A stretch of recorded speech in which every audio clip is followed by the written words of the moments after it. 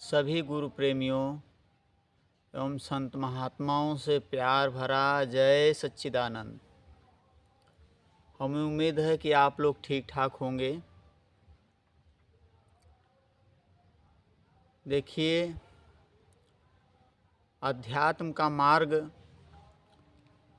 बहुत कठिन भी है और बहुत सरल भी है। जिनका अंतःकरण कमज़ोर है, जो अभी चलना नहीं जानते, उनके लिए तो बहुत कठिन है। और जो सत्संग भजन करते हैं निरंतर और ध्यान साधना करते हैं, भजन करते हैं, उनका अंतःकरण जो है धीरे धीरे मजबूत हो जाता है और अपने गुरु के मार्गदर्शन में चलते हैं। इसलिए उनके अंदर हौसला बहुत मजबूत होता है, तो उनको फिर इस रास्ते में चलने में फिर बड़ी आसानी होती है, क्योंकि वो गुरु के सहारे चलते हैं। गुरु महाराज जी की कृपा के छत्र छाया में चलते हैं, पलते हैं, फलते फूलते हैं।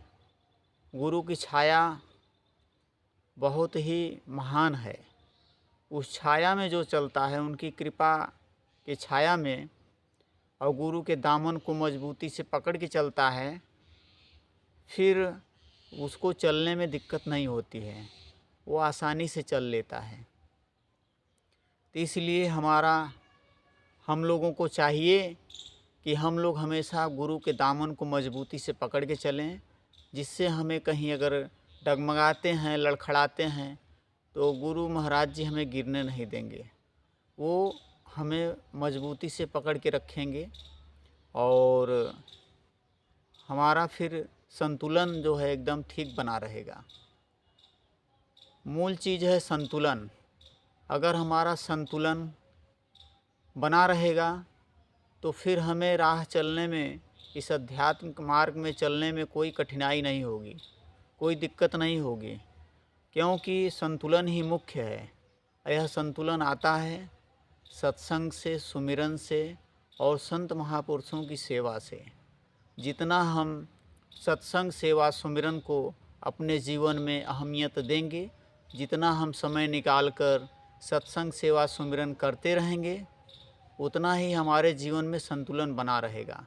इन संतुलन को बिगाड़ने का काम करते हैं हमारे अंदर जब क्रोध आता है, हमारे अंदर जब अहंकार आता है, हमारे अंदर जब लोभ आता है, हमारे अंदर जब ईर्ष्या द्वेष आती है, तो इन सब चीज़ों के आने से ही हमारा संतुलन बिगड़ जाता है। और जब संतुलन बिगड़ जाता है, फिर हमारा भजन में मन नहीं लगता, ध्यान में मन नहीं लगता, सत्संग में मन नहीं लगता।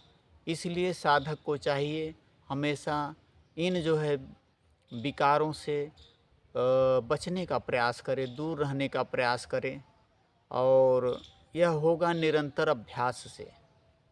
गीता में श्री कृष्ण भगवान भी समझाए हैं कि मन को जो है निरंतर अभ्यास और वैराग्य के द्वारा ही हम इसे बस में कर सकते हैं।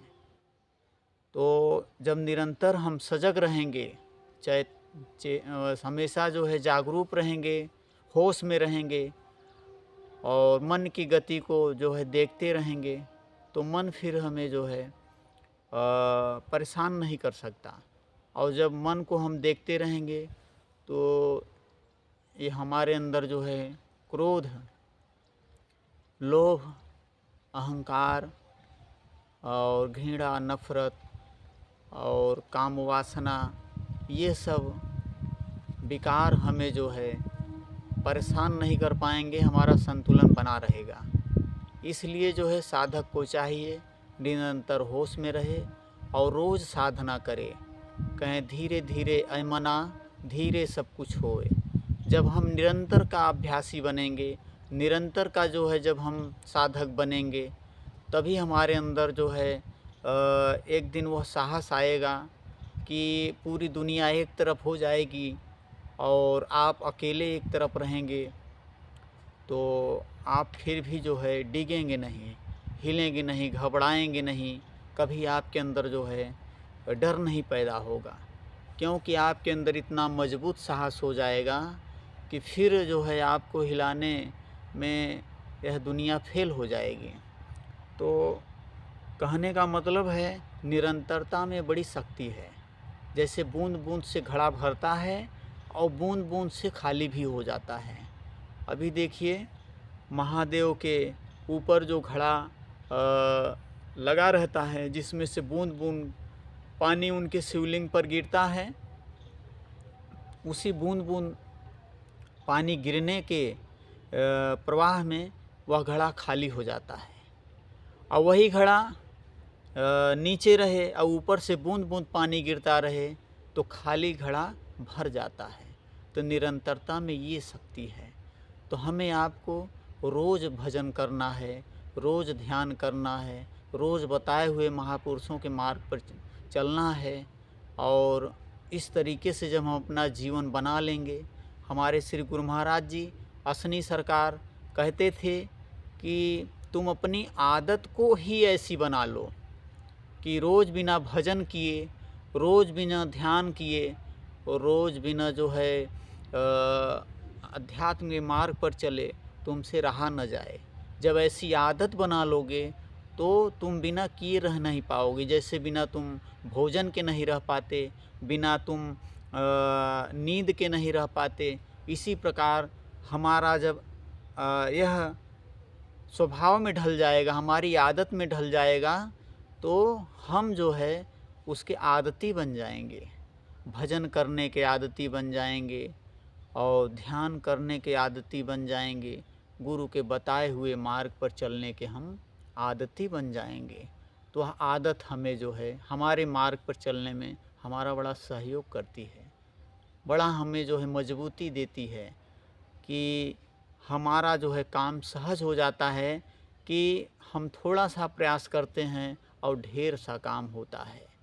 तो इसलिए महापुरुष के बताए मार्ग पर चलें और उनके वचनों को हमेशा अपने दिल दिमाग में जागृत स्थिति में रखें। नंगली साहब का भजन है कि गुरु वचनों को रखना संभाल के, एक एक वचन में गहरा राज है, जिसने जानी है महिमा गुरु की, उसका डूबा कभी ना जहाज है।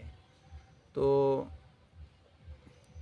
गुरु के वचन हमारे लिए वो औषधि है जिस औषधि का सेवन करने से कहें 5 नाग 25 नागनी सूंघत सबय मरी, गुरु ने मुझे दीनी अजब जड़ी।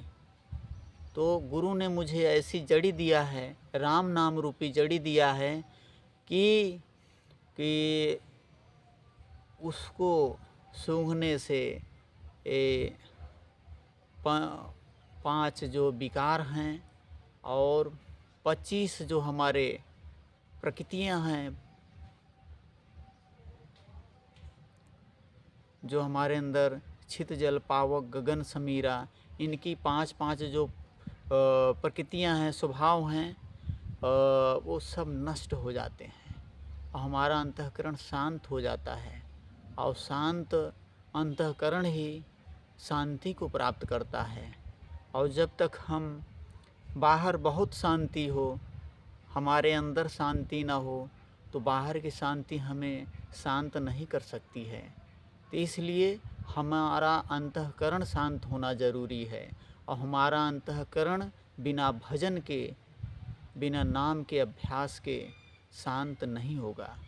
और जब हमारा अंतःकरण शांत हो जाएगा तो हम अपने स्वरूप में स्थित होने लगेंगे। हमारा स्वरूप क्या है? उस स्वरूप में हम लय होने लगेंगे।